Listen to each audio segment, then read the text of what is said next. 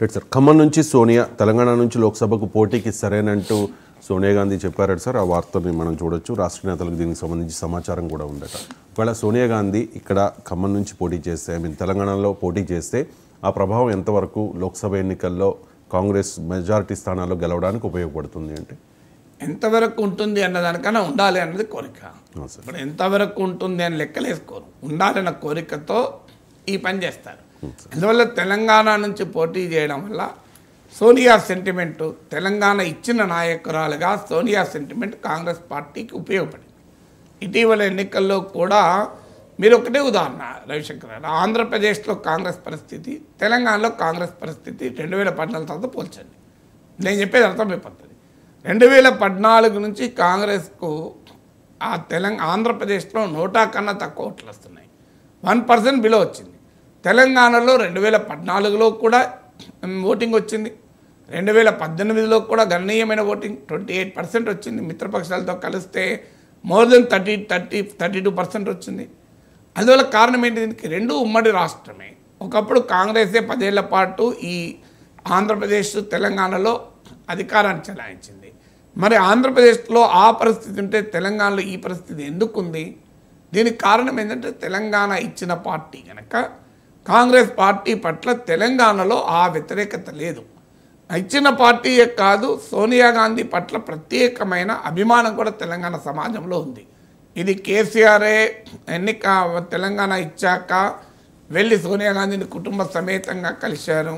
అసెంబ్లీలో on record Sonia Gandhi కంట్రిబ్యూషన్ను KCR ప్రస్తావించారు, పొగిడారు కూడా. అందువల్ల సోనియా సెంటిమెంటు కాంగ్రెస్కు డెఫినెట్గా ఉపయోగపడుతుందని వాళ్ళ అంచనా. ఇప్పుడు 2023కి వచ్చేవారు కాంగ్రెస్ అధికారంలోకి రాగలిగింది. ఆంధ్రప్రదేశ్లో రాజకీయ పరిస్థితి లేదు.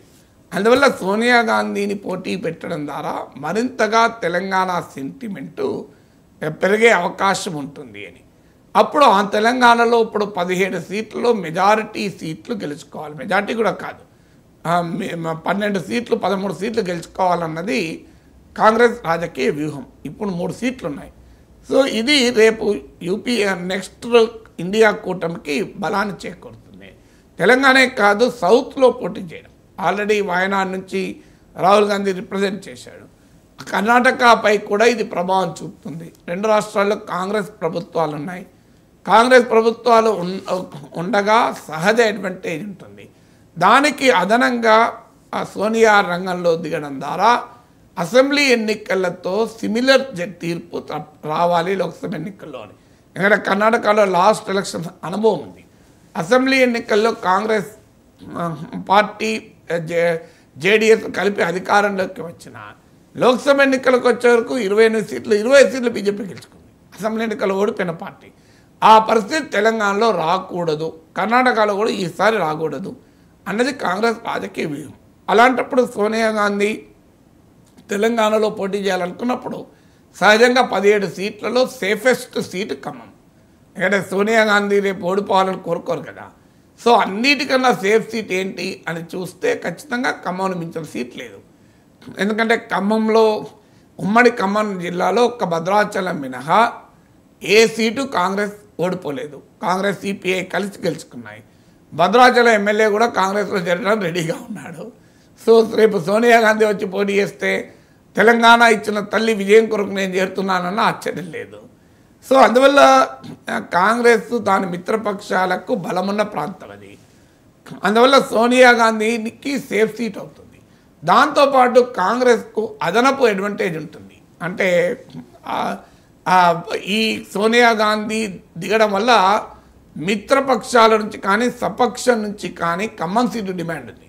ఇప్పుడు సిపిఐ ఆల్రెడీ తెలంగాణలో ఒక సీట్ నుంచి మేము పోటీ చేస్తామని ప్రకటించారు, అడిగారు కూడా. వారు కూడా ఖమ్మం సీటే అడుగుతారు సహజంగానే. అలాగే షర్మిల ఖమ్మం నుంచి పోటీ చేయాలని కోరుకుంటుంది. సో అందువల్ల షర్మిలను తెలంగాణలో క్రియాశీలకంగా ఉండకూడదు అన్నది తెలంగాణ కాంగ్రెస్ ఆలోచన.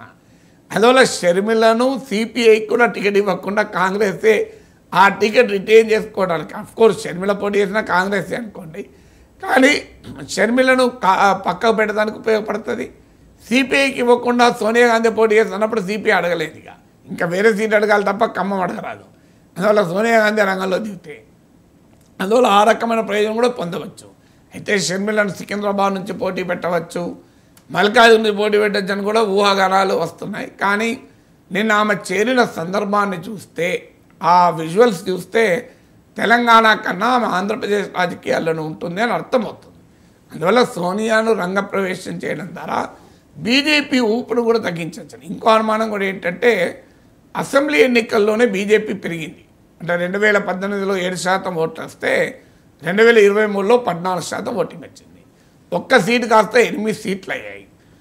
గతంలో అసెంబ్లీ ఎన్నికల్లో 7% ఓటు వస్తే లోక్సభ ఎన్నికల్లో 20% ఓటింగ్ వచ్చింది బీజేపీకి. అసెంబ్లీ ఎన్నికల్లో ఒక్క సీట్ వస్తే లోక్సభ ఎన్నికల్లో 4 సీట్లు వచ్చాయి. ఇప్పుడు 7% వచ్చినప్పుడే 20% ఓటింగ్ తెచ్చుకున్నారు బీజేపీ. ఇప్పుడు 14% వచ్చినాక ఎంత ఓటింగ్ వస్తుంది? అలాగే ఇదివరకు ఒక్క సీట్ వచ్చినప్పుడే 4 సీట్లు గెలుచుకున్నారు ఎంపీ, 8 సీట్లు గెలుచుకున్నారు కదా. ఈ లెక్కలన్నీ బీజేపీ వాళ్ళు వేసుకుంటున్నారు. అందువల్ల బీజేపీ పార్లమెంట్ ఎన్నికల్లో మోడీ అనుకూల వాతావరణం కూడా ఉంటుంది కనుక తెలంగాణలో కూడా బీజేపీ బలమైన ప్రత్యర్థి అవుతుంది. ఇక బీఆర్ఎస్ను ఉద్దేశించే సోనియా గాంధీ రావాలని కోరుకోవడం లేదు. నిజంగా చెప్పాలంటే కాంగ్రెస్ స్కీమ్ ఆఫ్ థింగ్స్లో ఇవాళ ఛాలెంజ్ బీఆర్ఎస్తో ఉంటుంది అనుకోవడం లేదు, ఛాలెంజ్ బీజేపీతో ఉంటుంది అని.